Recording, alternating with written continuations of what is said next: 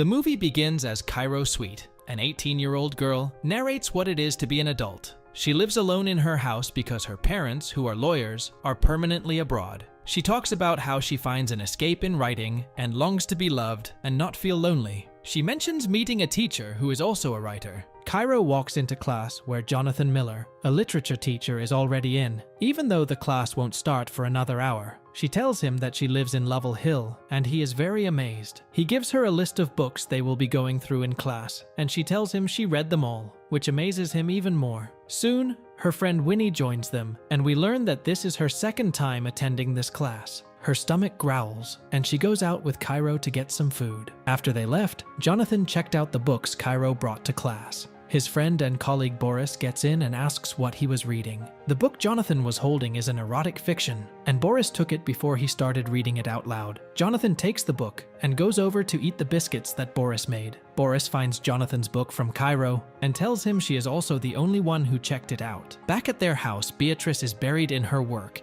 as Jonathan tries to get her attention. He tells her about Cairo and the kind of books she reads. He also lets her know that she has checked out his book from the library, but Beatrice mocks him. She gets a call from Amy, and Jonathan leaves to open some music as she gets angry over the phone. They share a drink as Jonathan starts reciting lines from a book called Under the Roofs of Paris as he kisses her. As they started dancing and making out, Beatrice's phone rang and she had to leave. Boris complains about having a terrible weekend as he and Jonathan are sitting on the court. They looked over to the woods, and Boris told him that there could be ghosts in there, and the plant feeds on the souls of the dead. Cairo walks out of the woods and greets them. Both of them kept asking her questions, and Boris offered her some biscuits before he left, while mocking Jonathan. Jonathan asks if she doesn't get scared walking through the woods all by herself, but she tells him she's the scariest thing in there. As Boris walks into the hallway, Winnie stops him and starts teasing him. He stops and talks to her as she tells him she wants to be in his class and he can tutor her. Cairo watches them converse from a corner.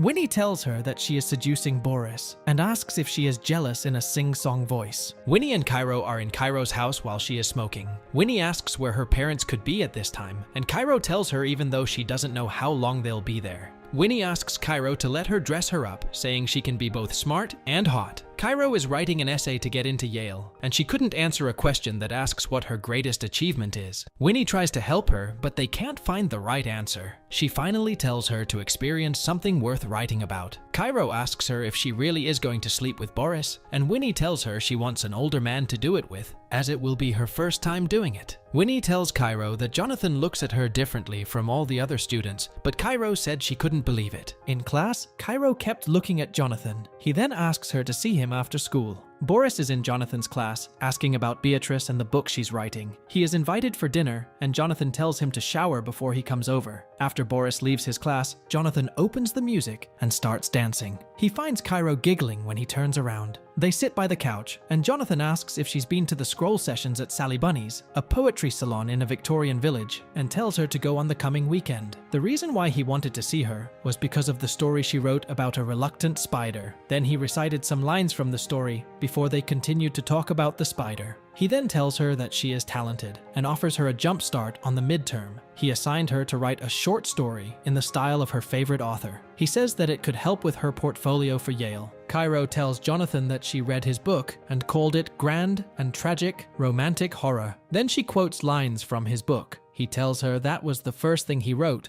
and that he hasn't written anything recently since he got married and started teaching. But Cairo challenges him, saying he isn't inspired. Winnie joins them as they're talking. Boris, Jonathan, and Beatrice went out for dinner where Winnie was the waitress. Beatrice asks why their order is not served yet, and Winnie offers a drink on her. Boris and Winnie sneered at each other, and Winnie called Jonathan a boring teacher, to which Boris laughed. Jonathan tells Beatrice that she is Cairo's friend before they discuss about her. Beatrice tells Jonathan that he is better at teaching than writing, and that it isn't for him. They both tell him it's not because he can't write that he's not a writer, it's because he stopped writing and chose to be a teacher. Jonathan was offended. On Saturday, Cairo went to the poetry place Jonathan suggested, hoping to find him there. Soon Jonathan joins her. She asks if he knows all the people there, and if what they're doing is like group therapy. A man named Elliot starts reciting a play as they all listen. After the play was over, Jonathan and Cairo were outside, and he asked if she thought it was going to be bad, and she said yes while giggling. Boris and Jonathan are sitting in their usual place when Cairo brings them coffee.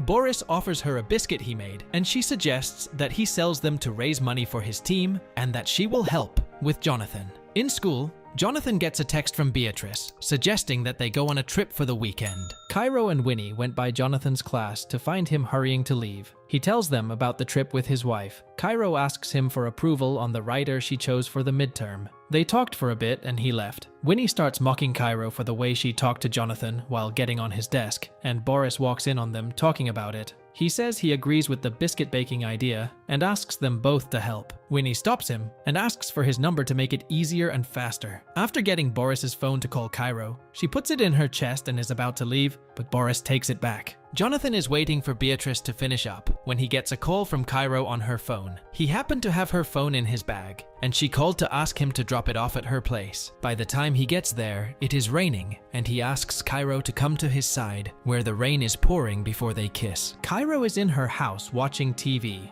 and reminiscing about what happened while Jonathan is sitting at home with Beatrice. Beatrice apologizes for canceling their vacation because of work. After receiving the midterm assignment from Cairo, he went outside and started reading it. What she wrote was an intimate story that was portrayed by them.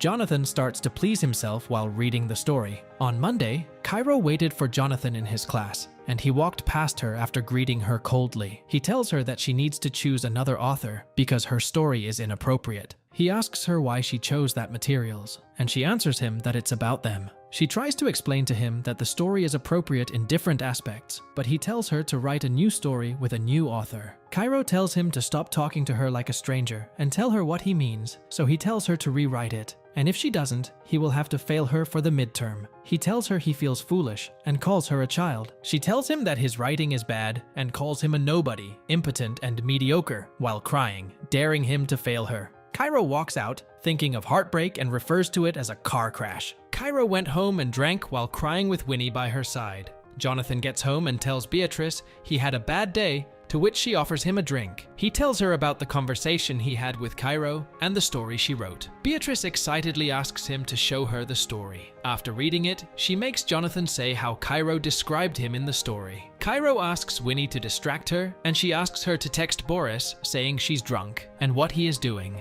Jonathan keeps on reciting the lines from Cairo's story as Beatrice takes his hand and makes him touch her. They stopped making out when they saw Boris knocks and get in. Winnie tells Cairo that she wants to be liked by Boris and that she wants him to sleep with her. Cairo makes her tell Boris that she's with her and that they're doing what girls do when they're alone at night. Beatrice finds Boris smiling at his phone and asks who he is texting with, but he won't tell her. He replies to Winnie telling her to go to bed. Cairo gets angry and tells Winnie to take off her shirt as they are going to be making out for Boris. They got very close and started making out while Cairo took a picture and Winnie sent it to Boris. Earlier that day, Cairo had sent the story she wrote to the principal. Beatrice gets a call from there and gives it to Jonathan. Boris suddenly decides to leave, saying his goodbye to Beatrice. Jonathan learns that the principal got the story from Cairo and tells Beatrice about it, and that he thinks that Cairo did it. He says that if she can convince them that something's happened between them, he could lose his job. Beatrice asks if something happened between them as teenagers, which is very dangerous, and if he should know what he's doing.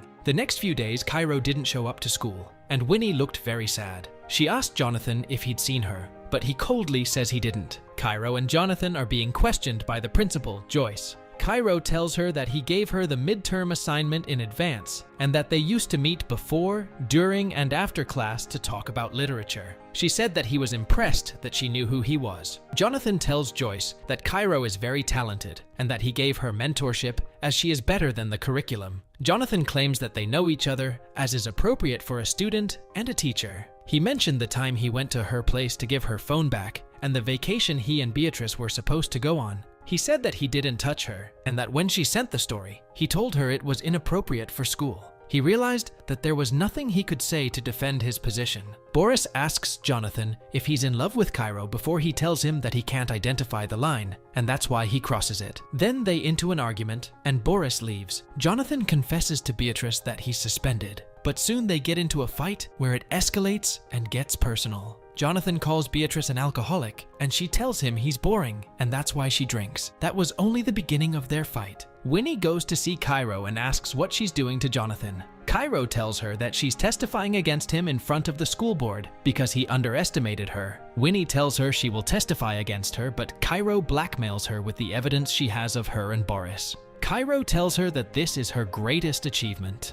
The movie ends as Cairo stands on her bed, reading her essay about her and Jonathan, as we see Jonathan losing his job, Boris and Winnie walking past each other as strangers, and finally Cairo finding Jonathan and crying as she sees him in school. Even though she's hurt, she says that she believes what happened has shaped her into something new, a hero, a villain, and a writer. And with that, the movie ends. We hope you enjoyed our video.